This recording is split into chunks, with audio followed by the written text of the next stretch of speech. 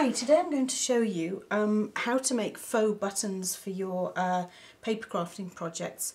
These buttons are so easy to make and such a great idea because you can use designer paper to make the top portion of the button, so you can actually match any project.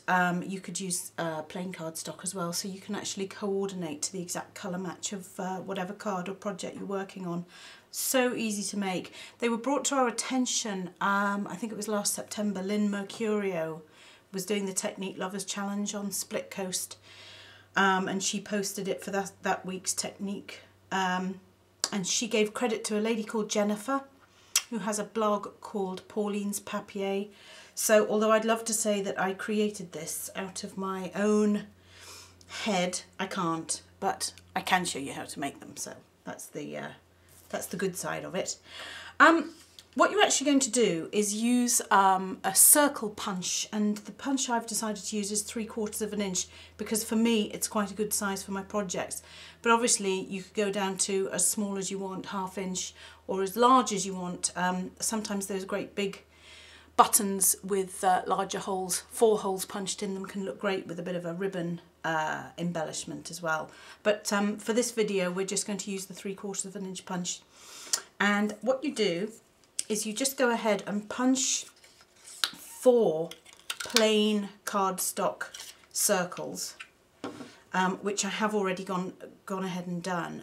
These 4 circles have all been glued together with the Tombow mono adhesive, and I will just show you how little of that you need. This Tombow adhesive is fantastic, but if you put a ton on there, it will all squidge out at the sides. You get it everywhere. So really, just to give you an idea, that is all you need. And then, because it doesn't dry immediately, it does give you a little bit of wiggle room to just place the card on.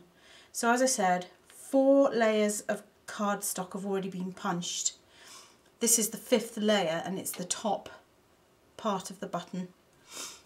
Just move that to the side, and that is what you have. And then you're going to just smooth down the sides with a sanding block, and that's very quick and easy to do. You just take the sides down with this, and it just really gives it a nice smooth edge. And obviously if you want your button to be a little bit deeper, you can just keep adding the layers, but whoopsie,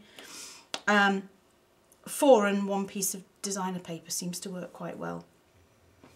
So once you've got to this stage, the next thing you're going to do is mark 2 pencil marks where you're going to punch your holes for your button. And what I do is I just flip the button over. And I don't know if you have invested in one of these quilting rulers, but these are by Omnigrid. You can get them at any quilting store.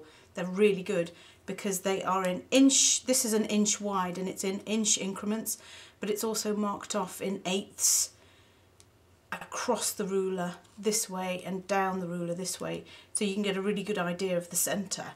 So this is a 3/4 inch button, so I'm going to go to sort of halfway. And actually you could also use this grid paper, but you go halfway, and I'm just going to do a rough mark, 1 here, 1 here. Just eyeball it, it looks pretty good. And then I'm just using a Fiskars hole punch, and you can see exactly where you're going to be punching. Now I do it from the back because I'll show you, once this has gone through, sometimes it sticks on thing, you can see a mark, and obviously you don't want any marks on the front of your button. But if I just do this second one, you'll see that in fact by the time you flip it over, you can't see any marks at all, and it's actually pretty nicely punched. Now this is the hardest bit for me. You add crystal effects to the top, and that does make it look like it's a glazed button. It's super great effect. It looks like it's sort of plastic coated. Now if you don't use your crystal effects often, sometimes it can clog up, so I'm not sure. I didn't use it too long ago, but I should have given this a bit of a run through first. It's going to clog up, but I can just edit this out. So once you've got your crystal effects flowing freely, here it comes. You're going to just add You know, a generous amount. Now obviously you don't want so much that it's going to just splodge all over the edges. That wouldn't look good. But you don't want not enough where you know, going to see grooves and lines on it. So this isn't going to show up on the video, I'm pretty sure of it. But just use your common sense really. And if it looks like a good smooth coating to you, then it should work and get it right to the edges. Whoopsie. So that looks pretty good. There's a piece here that needs an extra bobble. Come on. I do keep a pin in this. And people say that does the trick, but boy, they do clog easily. Oh, okay, we're flowing good now. Okay. So, once you've got your crystal effects on, it gets really difficult because you have to put it to the side to dry. And that's the bit I'm awful at because I get impatient. Keep coming back and looking at it to see if I can actually finish it. So, whoops. Let's push that off to the side and bring back the one that I made earlier, which does have the glossy crystal effects dried. Looks pretty good.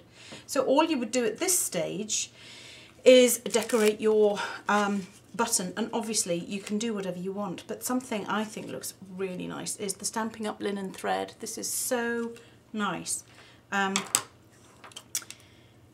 It's sort of rustic, but it does look good, and you can, you know, it's thin enough to be able to use on any project really. You know, it's not thick and chunky like twine, it's nice thread.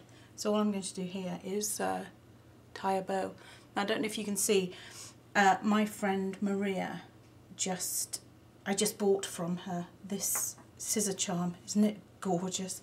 Her mum is making crystal doodads and jewellery for the, I think it must be the Susan G. Komen breast cancer, the 3-day walk. So not only did you get a pretty charm for your scissors, helping breast cancer too, which is always a good thing. Okay, now obviously you can tie a bow. I've just tied a knot, but if you see there the finished deal, it's quite effective. And you know, I've made tons of these. You can do them in any colour, you can match any project, and I encourage you to have a go because they are pretty cool. Okay, thanks very much. I hope you enjoyed the tutorial. Hope to stamp with you soon.